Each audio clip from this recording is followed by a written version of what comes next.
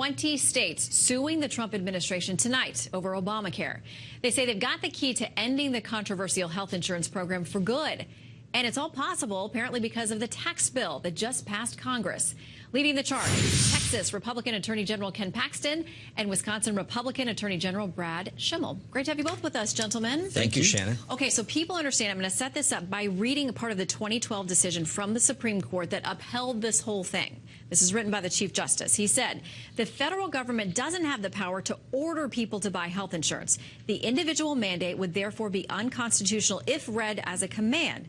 The federal government does have the power to impose a tax on those without health insurance. The individual mandate is therefore constitutional because it can reasonably be read as a tax. But in the tax bill that just passed, they took away the penalty or the tax related to the mandate. So what say you? Well, once you no longer have the individual mandate compressed with that tax penalty, the individual mandate is hanging out there all by itself. And as that decision said from 2012, that's not constitutional. And even the Obama administration lawyers conceded that the individual mandate was critical to the survival of Obamacare.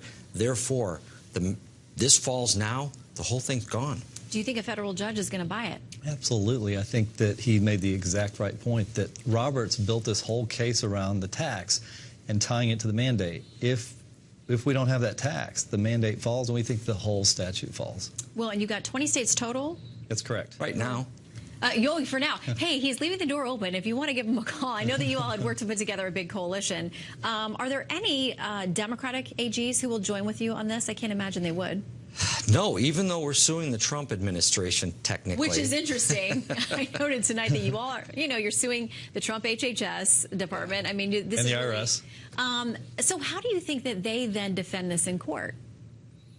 I think they're going to have trouble defending in court. I think it's going to be a really strong case for us because it really goes to the very heart of what Robert said. Was he put those two things together, and the very heart of their case is gone. So I don't really know how they defend it now that the tax is gone. To make this work, the Chief Justice had to build a box, and now that box is having a couple walls fall off. It's not going to stand. So this would take some time, but if it does end up back at the Supreme Court, what do you think the Chief would decide this time? These are his words that we read.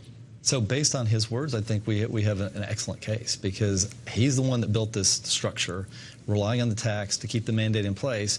He himself said the mandate would be unconstitutional by itself, and now we're left with the mandate by itself. So I think he's going to find it unconstitutional.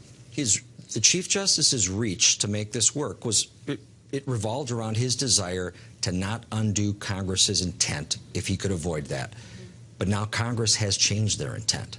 They've changed the law. So I don't believe the Chief Justice will feel bound by the prior decision. Do you think that Congress knew what they were doing? Because it was just part of this tax package that they worked really hard to get through, but I never heard any scuttlebutt behind the scenes on the Hill or anywhere else about, hey, when we do this, it's going to give us another bite at Obamacare. Do you think they thought that through? Nobody told us. I mean, there was no congressman that called me or him. This was something that we put together as states, and there was not a single congressman that I know that suggested that they thought that they were repealing all.